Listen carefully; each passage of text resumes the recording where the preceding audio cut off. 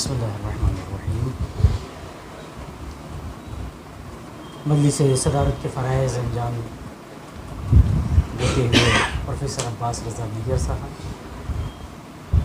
مولانا حسن مہدی صاحب، عزیزم ڈاکٹر شفیق حسین شفق صاحب اور حضرات، غالباً میری نظر قاصر میں پروفیسر علی عرفان نقوی صاحب نے ایسا اجتماع پہلی مرتبہ یہاں پر کیا ہے۔ عموماً سوس خانوں اور مرثیہ خانوں کی وہ ہمت، مرثیہ خانوں کی تو بات ہو بھی جاتی ہے، لیکن سوس خانوں کی بات اس انداز سے نہیں ہوتی کہ جس انداز سے ہونا چاہیے۔ اللہم صل علی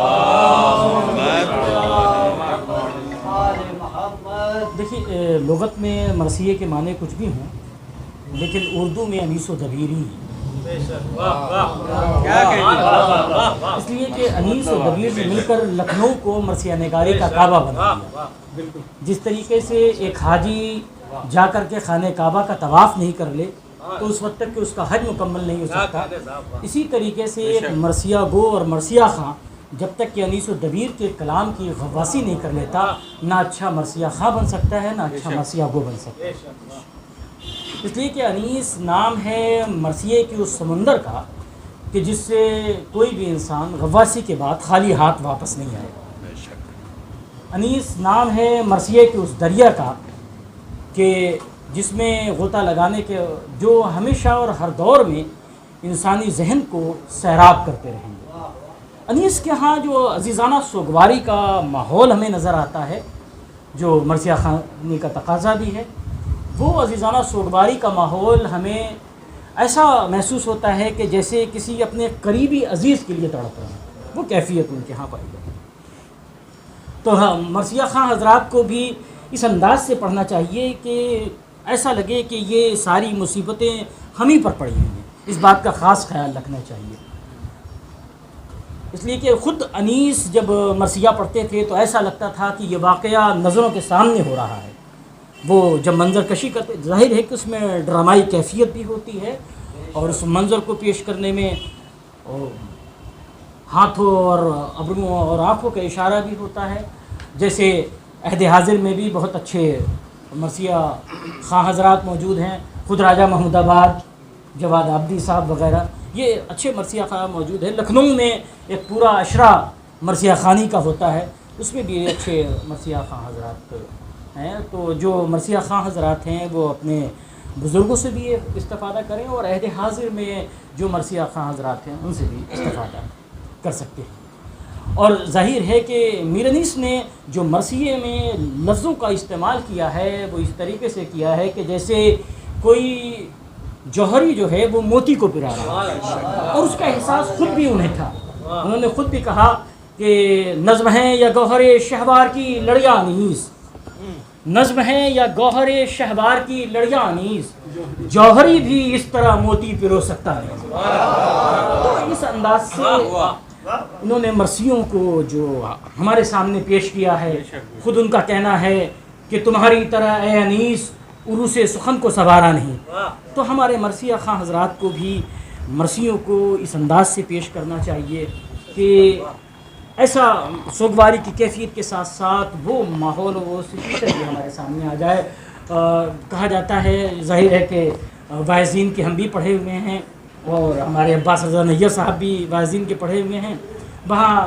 علامہ ابن حسن نانوری صاحب درس دیا کرتے تھے، تو وہ ناظم صاحب کے وہاں باڑے میں مجلس پڑھ رہے تھے،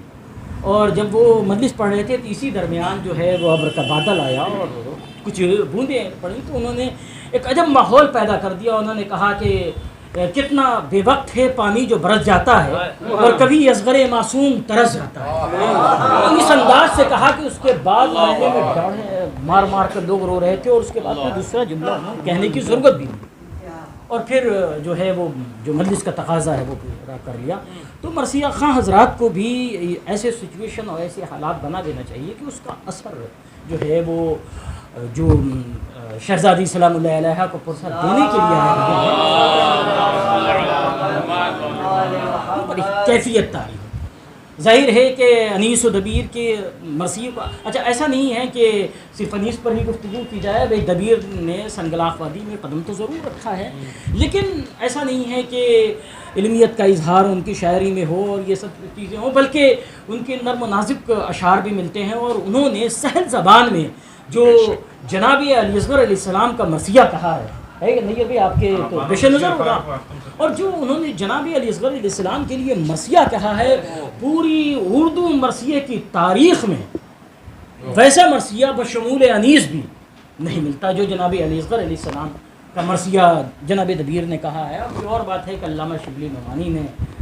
ان کے مرثیے کے ایسے ایسے اشعار وہ تلاش کے لائے کہ انیس کو بڑا دکھا لیں، وہ چیز الگ بات ہے، لیکن دبیر کے مرثیے بھی کم اہمیت کے حامل نہیں ہے، اور ہمارے سوز خان حضرات انیس کے مرثیے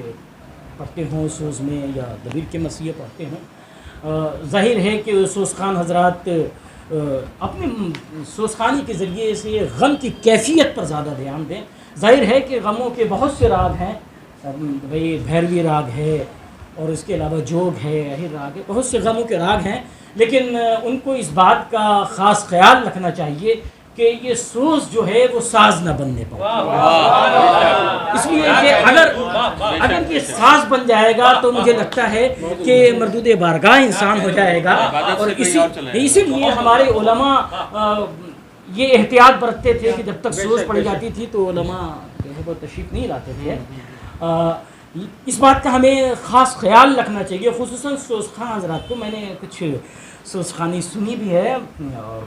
جو میں نے دیکھا ہے کچھ لوگوں کے ہاں، تو سوز ساز نہ بننے پائے، اس لیے کہ اگر سوز کو ہم سوز کے انداز سے پڑھیں گے اور کسی جو ہے راگ میں نہیں جائیں گے، کسی بھی بھیروی کے راگ میں یا جوت میں نہیں جائیں گے، تو پھر جو ہے وہ یہ ہماری سوز خانی بارگاہ سیدہ میں مقبول ہوگی، اور ہماری دنیا بھی بن جائے گی اور آخرت بھی سنور جائے گی۔ آپ یہ پروفیسر عرفان نقوی صاحب بہت ہی مبارکباد کے مستحق ہیں کہ انہوں نے سوز خانی اور مرثیہ خانی کے حوالے سے ایسی محفل سجائی ہے، اور ہم لوگوں کو آنے کا موقع دیا ہے، اور ہم لوگوں کو اپنی بات کہنے کا موقع دیا ہے۔ اس کے لیے میں پروفیسر علی عرفان نقوی صاحب کا شکریہ ادا کرتا ہوں، اور بس میں یہی کہوں گا کہ جو آپ نے یہ بزم سجائی ہے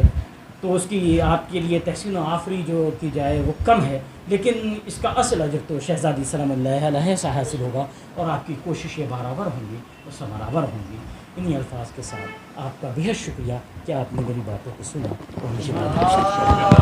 جزاک